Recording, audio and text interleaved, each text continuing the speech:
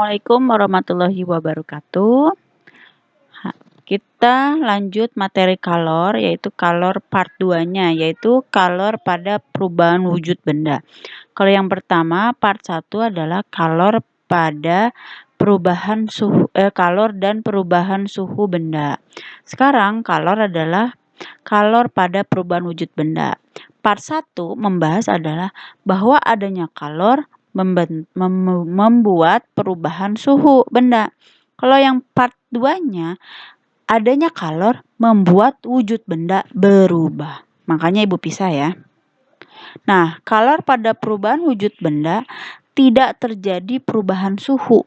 Ingat, tidak terjadi perubahan suhu berarti tidak ada delta T. T2 dikurangi T1 berarti tidak ada perubahan suhu. Ingat, wujud benda yang berubah. Jadi hanya wujud bendanya saja yang berubah. Kalor yang digunakan untuk merubah wujud benda. Pengaruh kalor terhadap wujud zat, kalian udah zaman SD udah sering nih ya, ada padat, cair, dan gas. Padat menjadi cair, yaitu namanya mencair atau melebur. Cair ke padat namanya membeku. Ada padat ke gas menyublim, gas ke padat mengkristal, cair ke gas menguap, gas ke cair mengembun. Nah, tetapi permasalahannya sekarang ditambahkan materinya lebih mendalam di SMP, mana yang perubahan wujudnya yang melepaskan atau menerima kalor. Yang pertama ada padat menjadi cair, mencair. Menurut kalian, jika padat menjadi cair, si padatnya ini menerima kalor atau melepaskan kalor? Dari es menjadi air, dia perlu panas atau tidak? Perlu kalor atau tidak untuk mencair? Memerlukan. Berarti dia ketika mencair, dia itu perlu kalor. Nah, kalau membeku, cair ke padat, perlu kalor tidak? Tidak, justru dia malah melepas kalor. Perlu artinya menyerap. Ini ya, menyerap. Nah, menyerap kalor dari padat menjadi cair. Itu namanya menyerap kalor. Kalau cair ke padat, membeku, melepaskan kalor. Kalau kalian bingung, kalian pikir aja mana yang kalau suatu benda kalau berubah menjadi wujud benda lain, dia memerlukan panas atau tidak untuk berubahnya. Kalau memerlukan panas berarti dia menyerap kalor. Kalau dia tidak memerlukan panas artinya dia melepaskan kalor. Lagi, cair ke gas, menguap. Kira-kira kalau dari bentuk cair menuju gas perlu kalor atau tidak? Cair menjadi gas perlu kalor atau tidak? Contoh air mendidih menjadi gas, itu dipanaskan atau tidak? Dipanaskan, artinya dia menyerap kalor, artinya perlu kalor. Kalau yang mengembun berarti kebalikannya, gas menjadi cair, dia apa? Melepas kalor. Menyublim, padat ke gas. Dia ada perubahan wujudnya dari padat ke gas. Dia perlu kalor. Perlu. Dari padatan menjadi gas pasti dia memerlukan kalor. Berarti dia menyerap kalor. Gas ke padat mengkristal. Dia itu tidak perlu, justru dia melepaskan kalor. Nah, menyerap kalor istilahnya dalam istilah fisika atau kimianya adalah reaksi menyerap endoterm. Kalau melepaskan kalor namanya eksoterm. Nah, ya, menyerap kalor itu endoterm artinya menerima, melepaskan kalor itu eksoterm. Oke? Jika belum paham, diulang lagi. Lanjut, perubahan wujud yang melepaskan kalor, membeku yang tadi ya, mengembun dan mengkristal. Memerlukan kalor, mencair, menguap, dan menyublim. Kalor laten adalah kalor yang dilepas atau diserap pada saat perubahan wujud zat. Nah, ini nih kalor laten. Kalor yang dilepas atau diserap pada saat perubahan wujud zat. Satuannya adalah Joule per kilogram.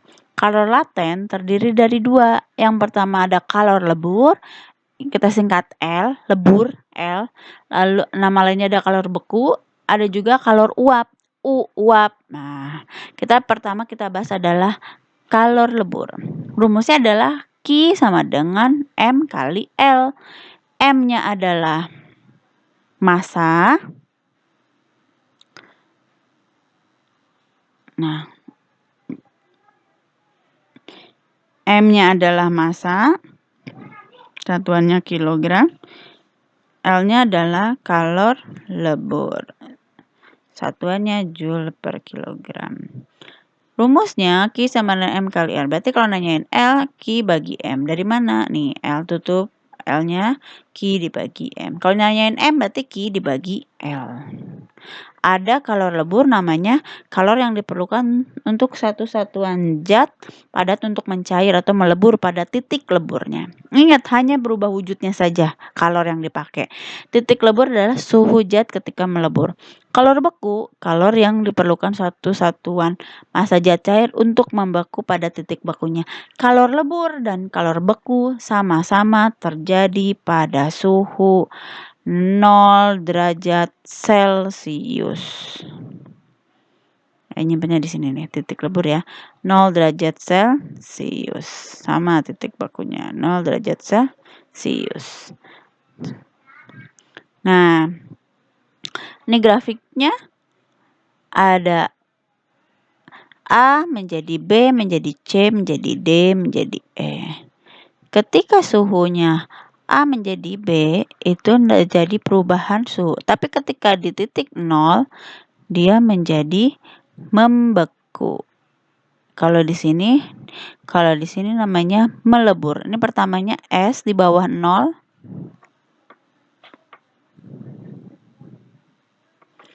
Di bawah 0 dia masih dalam bentuk es.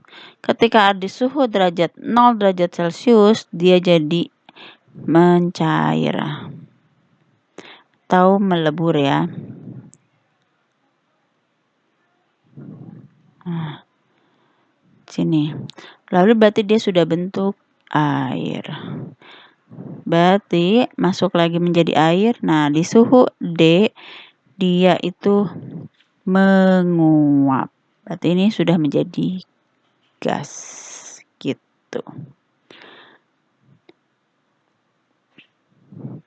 Ini terlihat suhunya. Ketika es menjadi air, terjadi perubahan suhu. Ketika si es menjadi air, suhunya tetap 0. Nih lihat, mendatar. Artinya dia kalor yang digunakan hanya untuk berubah wujud. Lalu dinaikkan suhunya, berarti terjadi perubahan suhu. Nah, ketika titik D itu menguap pada suhu 100, apa terjadi kenaikan suhu? Tidak. Suhunya tetapi wujudnya berubah dari air menjadi gas. Inilah yang disebut dengan kalor laten. Kalor yang digunakan untuk merubah wujud benda. Nah, kalor uap, kalor yang diperlukan oleh satu satuan massa zat cair untuk menguap. Titik didihnya ketika mendidih sama yang titik embun, yaitu berapa? 100 derajat Celcius. Nah, rumusnya Q sama dengan M kali U. Atau kita bisa cari yang lain, U sama dengan Q dibagi M. Ya. Nah, supaya kalian gak keder, masuk ke contoh soal terlebih dahulu. Nanti Ibu review yang di terakhir. Contoh soalnya. Warna putih saja. Kuning aja deh. Kuning. Nah, contoh soal sebongkah es diketahui es mencair sehingga melepaskan kalor sebesar 136. Berarti Q sama dengan 136 kilojoule. Jika kalor lebur, L 334.000 joule per kilogram. Ditanyakan, hitung massa es yang mencair, M. Jawab, rumusnya adalah Q sama dengan M dikali L. Nanyanya apa? M sama dengan Q dibagi L. Lihat di sini. Lihat dari mana segitiganya? Q, M kali L. Berarti kalau nanyain M, berarti Q dibagi L. Nah, ini masih dalam satuan kJ. Kita rubah dulu ke joule. Berarti berapa? 1336. Kalau joule ke kilojoule itu dibagi 1000. Kalau kJ ke J berarti dikali 1000. Berarti berapa? 1336.000 joule. 1.336.000 joule. Masukkan angkanya. 1.336.000 joule dibagi 334.000 joule per kilogram. Coret satuannya yang sama, coret yang nolnya 033. Berarti 1.336 dibagi 334 berapa hasilnya? Mudah saja, 1.336 dibagi 334. Jawabannya sama dengan 3 kilogram. Salah. 4 kilogram. Kenapa jadi ibu ngomongnya 3 ya? 4 kilogram. Dihitung lagi ya. 1.336 dibagi 334 adalah hasilnya 4 kilogram. Berarti jawabannya 4 kilo. Ini grafik perubahan wujud air. Nah, ini yang ibu tadi sebutkan. Jadi ada Q1-nya, ada perubahan suhunya, ada Q MC delta T. Kurang jelas ya gambarnya. Kita perbaiki. Q1 MC delta T. Kenapa? Terjadi perubahan suhu. Dan ini masih dalam bentuk S. Kedua, Q2 M kali L. Dia sudah bentuk cair atau air ya. Q sama dengan M kali L. Q3 dia dari air sampai titik didihnya. Dia menaikkan suhu berarti MC delta T. Ketika titik Q4,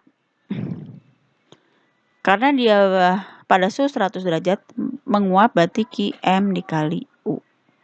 Nah, sampai naik lagi kalau misalkan dia terus dinaikkan, nah ini sudah dalam bentuk gas. S berarti padat, cair, dan gas. Berarti kalau dirunutkan, rumus kalor itu ada 3. Ya enggak? Yang pertama adalah Q macet, yang Q adalah L, yang ketiga adalah M kali U. Jadi kalau menguap pakainya U, kalau melebur pakainya L, kalau ada perubahan suhu kita pakainya delta T Q macet. Berarti kalau untuk kamu nggak pusing menghafalnya, rumus kalor ada 3. Kamu ngapalinnya gini aja, kamu kumel kena macet. Kamu kumel kena macet. Nah, berarti rumus kalor ini di satu bab ini cuma ada 3 rumus, yaitu kamu kumel kena macet. Oke, paham? Nah, untuk mendapatkan Q total, kalian tinggal jumlah-jumlahkan saja dari Q yang diketahui. Oke?